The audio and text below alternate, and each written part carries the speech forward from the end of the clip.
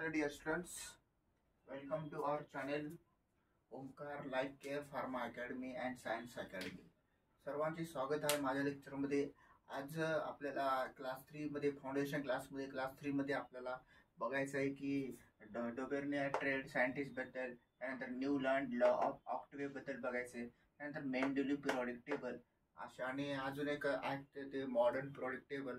असे 4 प्रकारचे सायंटिस्ट आजच्या लेक्चरमध्ये आपल्याला बघायचे आहेत. त्यानंतर एक गोष्ट जर तुम्ही लक्षात घेतली तर मागच्या 2 लेक्चरमध्ये आपलं पहिले ओरिएंटेशन लेक्चर होतं, पण आज आपलं या सायंटिस्ट बद्दल मागच्या लेक्चरमध्ये आपण कोणते 3 सायंटिस्ट बघले. त्या 3 सायंटिस्ट मध्ये आपल्याला जर बघायला गेलं तर आपले 3 सायंटिस्ट कोणते होते. एक म्हणजे आपलं डायटन ॲटॉमिक थिअरी, त्यानंतर थॉम्सन मॉडेल ऑफ ॲटम, त्यानंतर बोर्स टेबल्स. या 3 सायंटिस्टची नाव बघितली. आज आपल्याला डोबेर्नियर ट्रेड या सायंटिस्ट बद्दल बघायचं आहे. तर आता थोडक्यात जर बघितलं तर आता आपल्याला काय बघायचं की या सायंटिस्ट कधी आलता. या सायंटिस्ट कधी आलते, त्यांचं सायंटिस्टचं इयर आपण जर बघितलं, समजा त्यांनी इयर आले, इयर कोणते इयर आहे तर ते म्हणजे आता 1817 मध्ये आलेले आहेत. 1817 मध्ये. आणि सायंटिस्ट कुठले आहेत? जर्मन सायंटिस्ट आहेत.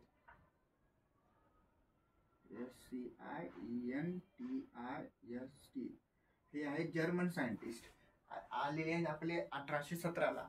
आणि थोडक्यात जर बघायला म्हणलं तर ते आहेत जर्मन सायंटिस्ट.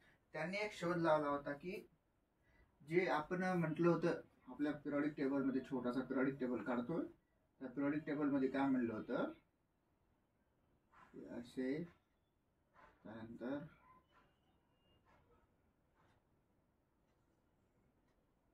या पिरियडिक टेबल आहे आपला. या पिरियडिक टेबलमध्ये जसं आपला हे ग्रुप म्हणले होते, टोटल ग्रुप्स आहेत 18.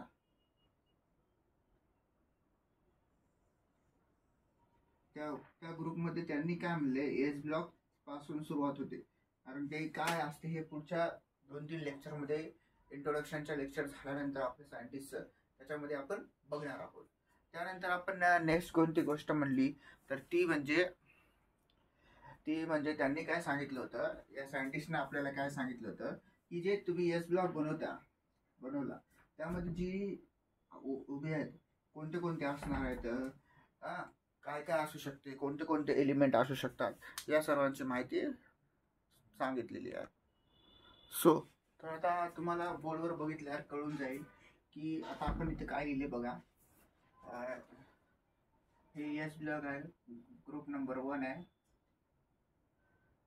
Lithium, sodium, potassium, rubidium, caesium, francium. याचा ॲटॉमिक नंबर आहे 3, 11, 19, 37, 55 आणि 87.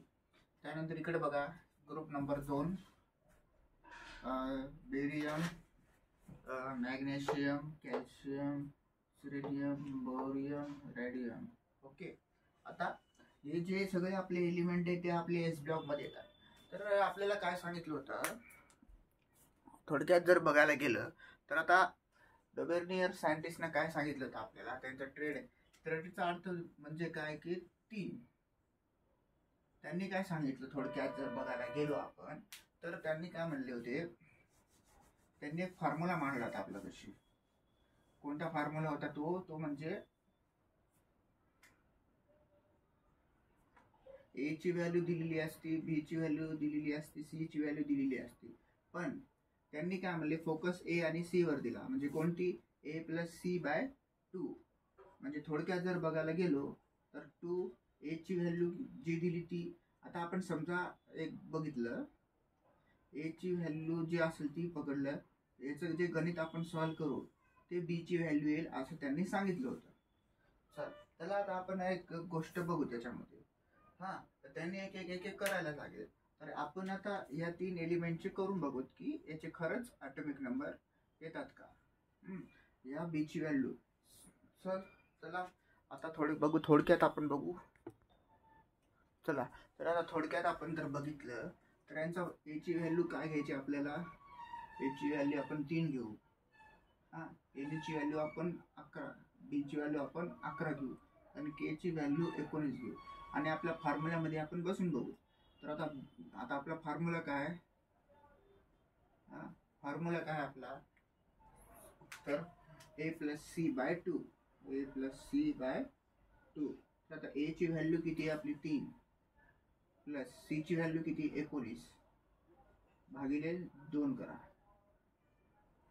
19 3. हा, बोटावर मोजा तुम्ही, बोटावर किती होते. 19 20 21 22 22 भागिले 22 2चा पाडा 22 येईपर्यंत मोजा किती आली 11 11 11 गुणे 22 11. सो तर आपली बी ची व्हॅल्यू 11 आलेली आहे. म्हणजे आपला हा ऍक्ट आहे हा सक्सेसफुली त्यांच्या रूल्स मध्ये बसला. त्यानंतर आता आपण काय करू, ग्रुप बी मधल्या तिघांचं बघू. या तिघांच्या ग्रुप ए मध्ये आता आपण थोडक्यात जर बघायला गेलं तर आता काय प्रोसिजर येईल, फॉर्म्युला आपण तोच ठेवू, फक्त आपल्या व्हॅल्यू चेंज होतील. व्हॅल्यू काय असतील, ए ची व्हॅल्यू 4, एम जी ची व्हॅल्यू म्हणजे ही 12 आणि हे 20. ओके, तर आता बघा ए प्लस सी, ए ची व्हॅल्यू किती आहे 4, हा, सी ची व्हॅल्यू किती आहे 20 भागिले 2, 24 भागिले 2, काटाकाटी करा 2 1, उत्तर 12. म्हणजे मॅग्नेशियम आलं का त्यांच्या त्या गुणाकारामध्ये ते आपले बसलेले आहेत. कॅल्क्युलेशन अशा प्रकारचे येतात, अशा प्रकारचं कॅल्क्युलेशन त्यांनी आपल्याला सांगितलं होतं. सो तर आता नेक्स्ट आपण काय बघू की यांनी सायंटिस्टांचं काय झालं. ओके, आता यांनी जे मांडला होता सिद्धांत ते कुठं चुकीचा येऊ लागला. सो तर आता आपण त्या गोष्टीची विचार करू. सो तर आता आपण बघितलं याचे ॲटॉमिक स्ट्रक्चरच्या नुसार आपण याचं पण आपल्याला ॲटॉमिक स्ट्रक्चरनुसार पण येते आणि दुसरं म्हणजे ॲटॉमिक मास पण येऊ शकतो. म्हणजे मास नंबर, त्यांचा मास नंबर मध्ये पण येऊ शकते, ॲटॉमिक स्ट्रक्चर मध्ये पण येऊ शकते. पण सायंटिस्टनं आपल्याला काय शोध लावला, सायंटिस्टनं की ॲटॉमिक स्ट्रक्चरच्या ऐवजी फक्त ॲटॉमिक मास घेतले. त्यांनी फक्त ॲटॉमिक मास बद्दल आपल्याला विचारलं त्यांनी.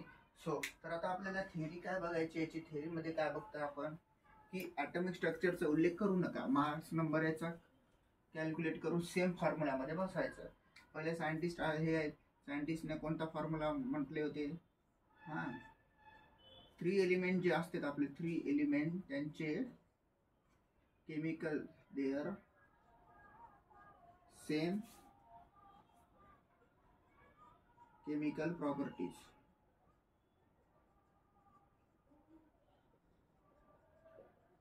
ओके, सेम केमिकल प्रॉपर्टीज असतात.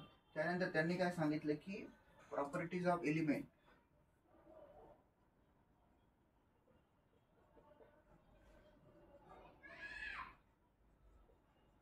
प्रॉपर्टीज ऑफ एलिमेंट म्हणजे एलिमेंटच्या properties are related to their atomic mass, related to atomic mass. आता आपण काय करू, आता आपण 2 गणित ॲटॉमिक नंबर नुसार घेतले, पण आता आपल्याला ॲटॉमिक मास नुसार घ्यायचंय.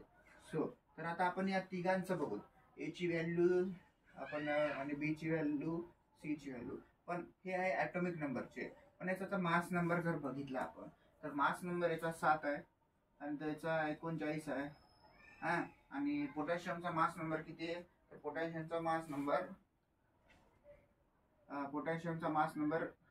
39 आहे. त्यानंतर सोडियमचा मास आहे 23. अशा प्रकारचे आपल्याला मास घ्यायचे आहे. सो तर आता कॅल्क्युलेट करून बघूत की आपलं व्हॅल्यू 23 येते का. सो तर आता फॉर्म्युला काय म्हटलं आपण, फॉर्म्युला कोणता म्हटला त्यामध्ये. सो तर फॉर्म्युला आपण म्हटलेला आहे ए प्लस सी बाय 2. सो तर आता आपण फॉर्म्युल्याबद्दल बघू. फॉर्म्युले कोणते असतात, ए प्लस सी बाय 2. तर आता फॉर्म्युला कोणत्या, फॉर्म्युला याची व्हॅल्यू किती आपण घेतली 7, कारण आपल्या ॲटॉमिक मास नुसार आहे ना, त्यांनी ॲटॉमिक मासचं सांगितलंय. आपण पहिले एक्झाम्पल ॲटॉमिक स्ट्रक्चरचं दिलेलं आहे, सॉरी ॲटॉमिक नंबरचं दिलेलं आहे. आता आपण बघतो आपण कशाचं, ते म्हणजे ॲटॉमिक मासचं. त्यानंतर 39 आले, हां भागिले 2. तर आता 2 39 प्लस 7 किती झाले, एक इकडे जसे टोटल उत्तर आहे तुमचं 46. तर 46 जे उत्तर येते त्याला भाग द्यायचा, 2 3 4 2 23. उत्तर 23 आलं का? असं आहे. आपल्याला 11 पण येऊ लागलं आणि 23 पण येऊ लागलं. सो तर आता आपल्याला नेक्स्ट काय बघायचं आहे की आता ह्या त्यांच्या ट्रेड असतात. हां, त्यानंतर आपल्याला 2 element however all the non element could not be classified into Dobereiner's triads. ते असे काही एलिमेंट आहेत त्यांचे फक्त कॅल्शियम पर्यंतच आपल्याला करता येते, याचा आपल्याला करता येत नाही. म्हणून आपण हा डोबेर्नियरचा सायंटिस्टचा फेल झाला. नेक्स्ट कोणत्या सायंटिस्ट बघायचा आपल्याला, ते म्हणजे न्यूलँड लॉ ऑफ ऑक्टवे. सो आता आपण बोर्डवर काय लिहिलेलं आहे, न्यूलँड लॉ ऑफ ऑक्टवे. सो तर आता या सायंटिस्टनं काय सांगितलं, हे सायंटिस्ट कुठले होते, इंग्लिश सायंटिस्ट होते. त्यांचं नाव होतं इंग्लिश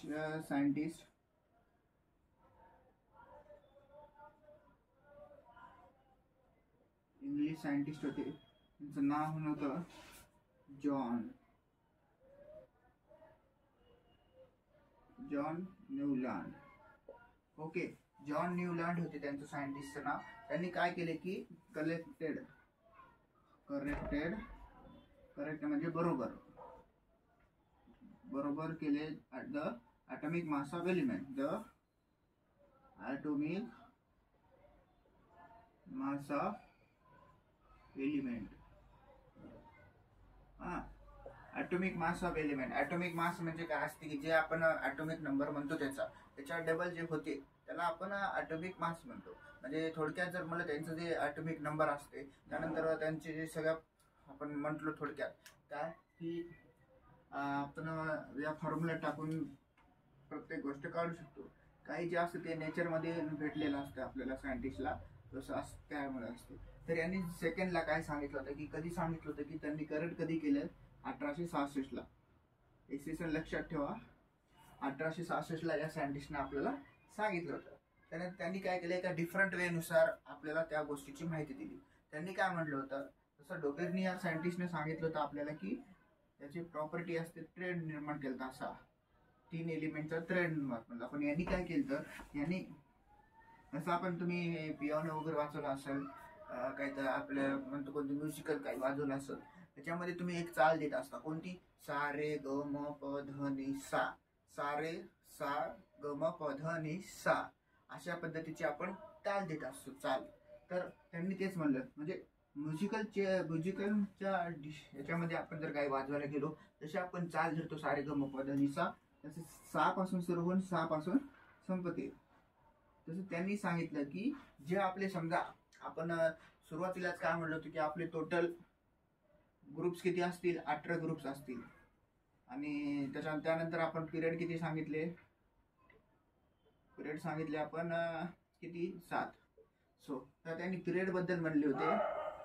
तर पिरियड मध्ये जर म्हणलो तर आपल्याला आहे ना आता लिथियम, लिथियम नंतर येते आपलं बेरियम, मग बोरॉन, मग कार्बन, नायट्रोजन, ऑक्सिजन नंतर ऑक्सिजन नंतर येते फ्लोरीन नंतर निऑन, नंतर मग परत सोडियम. सो तर आता 1 2 3 4 5 6 7 8 म्हणजे सा रे ग म प ध नि सा. साला संपलं, इथून नवीन याची एलिमेंट सारखी, याची एक सारखी, याची सारखी. पण यांनी काय म्हणलं, ज्या दिवशी आपला एस ब्लॉक संपला, म्हणजे ॲटॉमिक नंबर 20ला जर आपलं संपलं, तर 20 आला पुढे जाऊन 3 नंबरला येते. जसं 21 रोल नंबर सुरू होते, म्हणजे रोल नंबर म्हणले आपण थोडक्यात ॲटॉमिक नंबर म्हणला. त्या ॲटॉमिक नंबरमध्ये जर आपल्याला म्हणायला गेलं तर 21 जे असते ते आपला पासून डी ब्लॉक सुरू होते. त्यामुळे एस ब्लॉक आणि पी ब्लॉकची जी कनेक्टिव्हिटी आपण म्हटली होती ज्यांच्या ॲटॉमिकनुसार 6 पासून, ती ॲक्टिव्हिटी संपून जाते. त्यानंतर आपल्याला त्यांनी वेगवेगळ्या गोष्टीची माहिती दिली, ती म्हणजे कोणती, करेक्टेड ॲटॉमिक मास केले. त्यानंतर त्यांनी काय म्हणले की largest element hydrogen at the end of thorium नावाचं एक तुम्हाला प्रोडिक्ट टेबलमध्ये एक एलिमेंट आहे, त्याच्यानंतर हायड्रोजन आहे ते असं सांगितलं. पण हायड्रोजनला एक स्पेसिफिक जागा नव्हती प्रोडिक्ट टेबलमध्ये. त्यानंतर आपल्याला काय म्हणले की त्यांनी 8 एलिमेंट, त्यांनी काय म्हणले सा रे ग म प ध नि सा. त्यानंतर त्यांनी काय म्हणले, त्यांचे जे ऑक्टवे आहे न्यूलँड ऑक्टवे, ते लिमिटेशन फाउंड वेअर न्यूलँड ऑक्टवे यानुसार झालेली होती. त्यामुळे त्यांचे ते आपल्याला तसं एक्झाम्पल भेटलेलं. त्यानंतर आपल्याला काय म्हणले की त्यांचे हॅलोजन फॅमिली वगैरे पुढे असते शिकायला. यांचा पण ऍस्ट्राची ते कॅल्शियम पर्यंतच होता, त्याच्या पुढे जाऊ शकले नाही त्यांनी, अशी गोष्ट झाली. त्यानंतर मग आपल्याला काय म्हणले, disco did not be fit in the नेबुलॉन लॉ ऑफ ऑक्टिव्हे. ऑक्टिव्हे म्हणजे 8, ट्रेड म्हणजे 3, हे लक्षात ठेवा सगळ्यांनी. सो तर आता नेक्स्ट सायंटिस्ट कोणता असेल आपल्या, तो म्हणजे तर आता आपण एक अजून आता आपल्याला एंटिली पिरियोडिक टेबल या सायंटिस्ट बद्दल माहिती घ्यायची. त्यांनी काय म्हणले, एक असते रशियन सायंटिस्ट, आपले रशियाचे सायंटिस्ट. त्यांनी काय केले की 1889 ते 1872 या काळामध्ये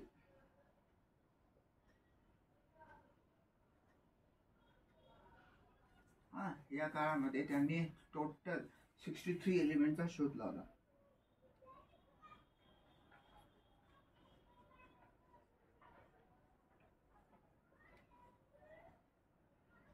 म्हणजे थोडक्यात जर म्हटलं की डिस्कवर 63 एलिमेंट डिस्कवर. त्यानंतर त्यांनी काय सांगितलं की increased atomic of their element.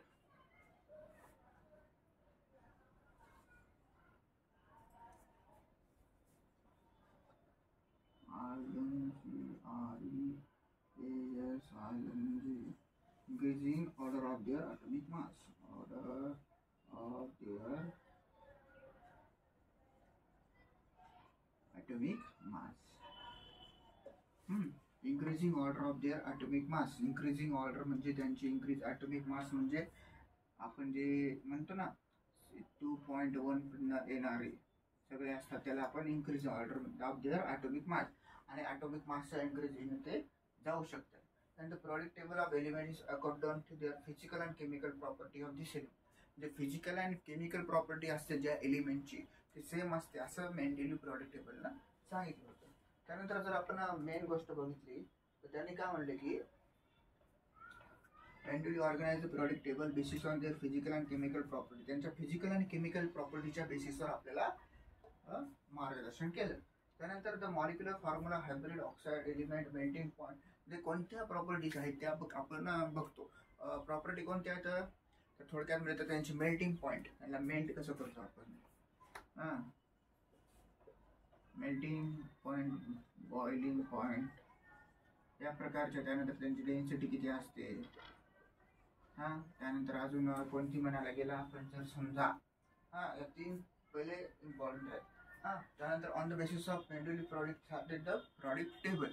तर त्यांनी काय सांगितलं की त्यांची एक महत्त्वाची गोष्ट जर आपण बघायला गेलो, इतक्या वेळेस आपण म्हणत होतो तर त्यांनी काय सांगितलं की आपल्या पिरियोडिक टेबलमध्ये ते 63 एलिमेंटचा शोध त्यांनी लावला होता.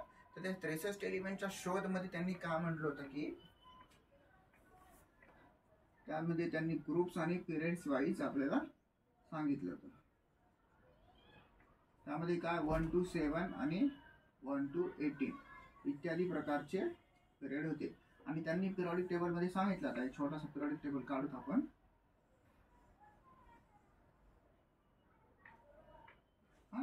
या पिरियोडिक टेबलमध्ये जे अशा लाईनचे असतात स्ट्रेट जाणारे म्हणजे कोणते, hydrogen, helium, lithium, barium, boron, carbon, nitrogen, oxygen अशा टाईपचे जे जाणार असते त्यांना पिरियड नाव दिले.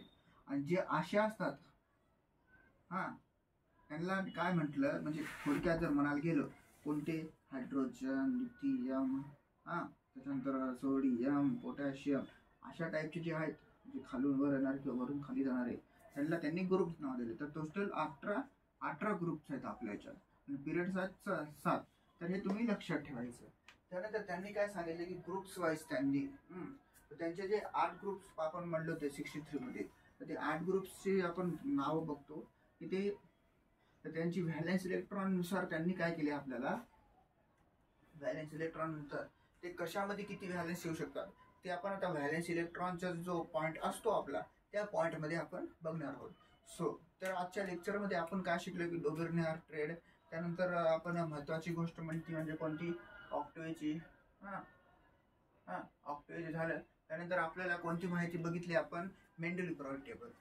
मेंडली प्रोडक्ट टेबलमध्ये पण त्यांचे मेरिट्स डिमेरिट्स आहेत, म्हणजे काय बरोबर काय चुकलं, 63 एलिमेंट लावून सुद्धा काय प्रॉब्लेम आला, हे आता आपण क्लास 4 लेक्चर पार्ट 4 मध्ये पाहणार आहोत.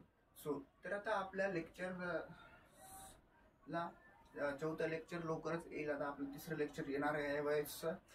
त्यानंतर आपण त्याच्यावरचे IMP क्वेश्चन आपली एक वेबसाईट बनणार आहे, त्या वेबसाईटवर आपण टाकणार आहे. So thank you for watching this video. All the best. Thank you.